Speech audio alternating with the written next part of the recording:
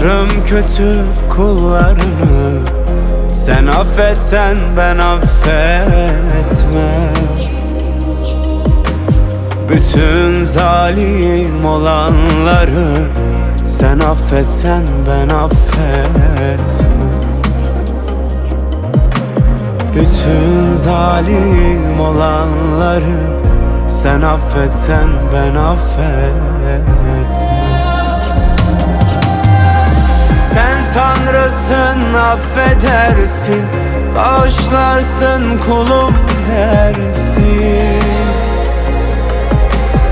Sen Tanrısın, affedersin, bağışlarsın kulum dersin.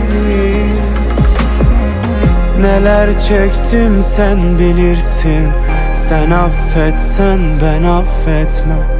Sen affetsen ben affetmem.